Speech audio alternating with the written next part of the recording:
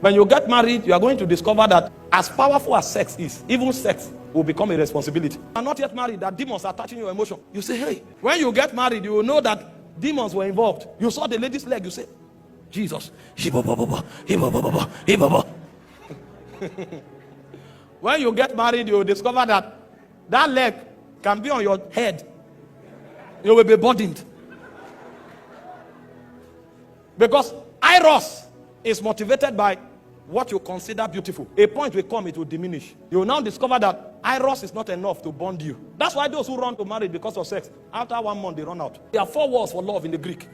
The first word for love is phileo. The second word for love is Eros. The third word for love is storge. And the fourth word for love is agape. Love is deeper than the feeling. The word phileo is a kind of love that is created by circumstance. And that kind of love runs on emotion. So if I'm in a place with somebody for a while, because that location kept us in that place, we are going to discover that there are few things that connect us. And so because of that circumstance that is created, we will begin to bond in a way. That kind of love is called phileo. If you change that circumstance for a while, that love will begin to die. Because that love is orchestrated by a circumstance, and that love runs on emotion. If you change the circumstance and you alter the emotion, that love will die. It's called phileo. Friendship operates at that level. And then you have what we call Eros. Eros is romantic love. Romantic love is motivated by your definition of beauty. It's an affection that goes in the direction of what you consider to be beautiful.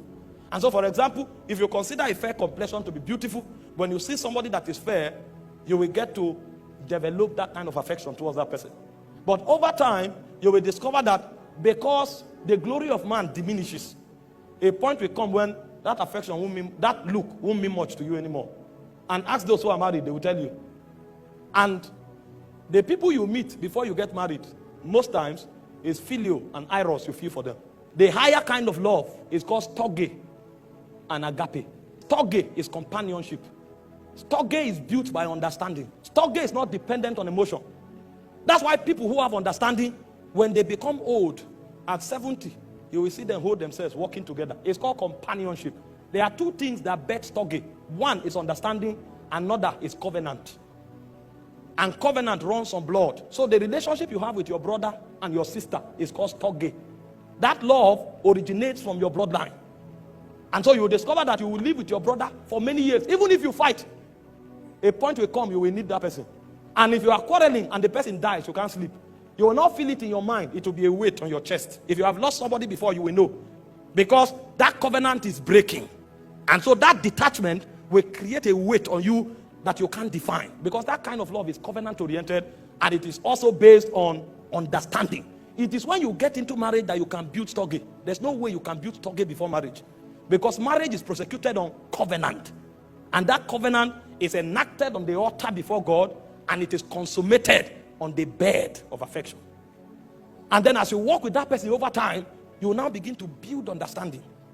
You will now discover that if that person can discern you and you can discern the person, a kind of love that you can't define begins to grow. You just know, it looks as if you become dependent on yourself so much that you can't do without each other. You can be together for 2 days. There's no Eros operation. There's no sex. But you are gisting and talking to yourself as though sometimes you even gossip with one another. What's happening is storge. You will discover that in 1 day, you talk to yourself more than 20 times. And it's not that initial. This time around is dependence. Companionship is being formed. But it is rooted in what? Understanding. And understand time. And it's also rooted on covenant. And there's no covenant before marriage. So you can't enter the realm of storge until you get married. And then the final one is agape. Agape is sacrifice.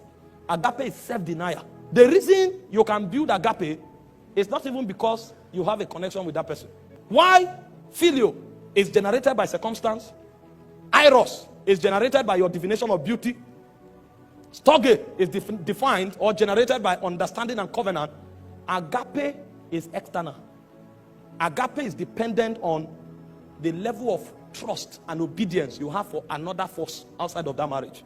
That's why it's called sacrifice. You don't build agape because of your connection with the person. You build agape because of your both connection with a superior being. And so most of the things you do with that person may not be because of that person. It will be because of your loyalty and submission to that being that binds you together.